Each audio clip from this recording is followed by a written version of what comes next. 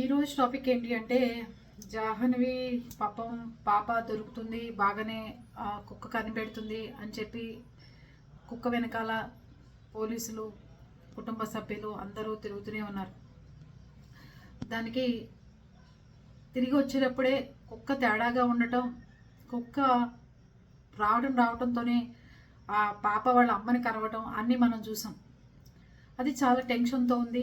ఎండాకాలం సమ్మర్ అవటం వల్ల 2 డేస్ దానికి వాటర్ దొరికినాయి, తిండి దొరికినాయో లేదో, ఎక్కడెక్కడ ప్లేస్లో తిరిగి వచ్చిందో దాన్ని ఎవరైనా కొట్టుంటారు. వచ్చేటప్పుడే చాలా బెరుకుగా భయంగా ఏదో జరిగినట్టుగా అలా వచ్చిందే తప్ప నార్మల్గా కుక్కలన్నీ నడిచి వచ్చినట్టుగా అది లేదు.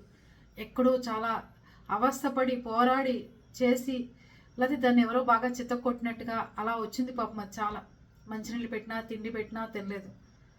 దానికి పోలీసులు పాపం దాన్ని ట్రాకింగ్ చేయడానికి పాప ఎక్కడుందో ఎక్కడికి వెళ్తుందో చూద్దామని 8 కిలోమీటర్ల దాకా వెళ్ళి కాలువల్లోకి వెళ్ళింది, అటు వెళ్ళింది ఇటు వెళ్ళింది.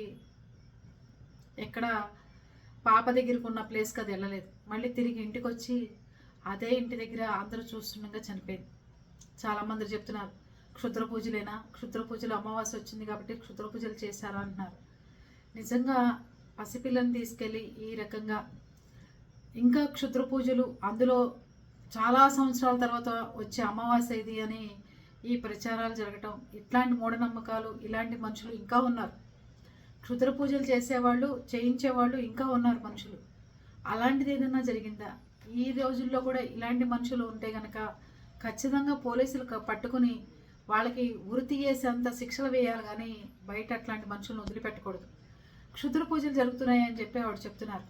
కరాటే కళ్యాణి కూడా ఆ ప్లేస్కి వచ్చారు ఇవాళ. కుక్క ఆవిడ వచ్చిన అరగంట ముందే చనిపోయింది అని ఆవిడ మాట్లాడుతుంటే ఇందాక న్యూస్ ఛానల్స్లో విన్నాను.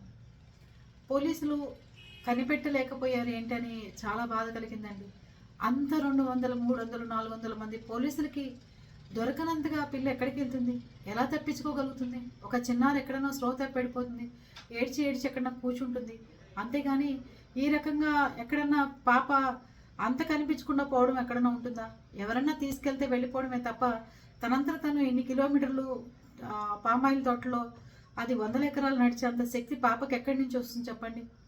ఎవరైనా తీసుకెళ్తే పామాయిల్ తోటల్లో కంటే కూడా రోడ్డు మార్గంలో ఈ బస్ స్టాండ్ల దగ్గర, రైల్వే స్టేషన్ల దగ్గర ఎత్తుకెళ్ళి ఉంటారు పాపని ఏమన్నా అనే అనుమానం కలుగుతుంది. ఎక్కడున్నా ఆ పాప క్షేమంగా బతికింటికి రావాలని మనస్ఫూర్తిగా కోరుకుందాం. కుక్క చనిపోతే ఇంకా బాధ కలిగిందండి. ఎందుకునో బాధ అనిపిస్తుంది. శకునం మంచిగా అనిపించట్లేదు.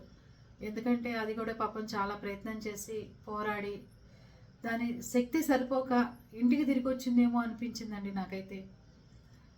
నిజంగా ఇవాళ కుక్క చనిపోయిన తర్వాత ఎంత బాధ కలగాలో అంత బాధ కలిగింది.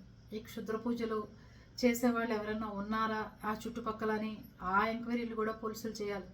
చుట్టుపక్కల చేయించే వాళ్ళు ఉంటారు, చేసేవాళ్ళు ఉంటారు. చాలామంది ఈ రోజుల్లో ఇంకా అమావాస్యను నమ్ముకొని చేస్తున్న వాళ్ళు ఉన్నారు. శ్మశానాల దగ్గర అక్కడ ఎంక్వైరీలు చేసుకోవాలి, ఎవరైనా ఉన్నారా ఇట్లాంటి చేసేవాళ్ళు అని. ఈ పాపను అందుకే తీసుకెళ్లారా అని.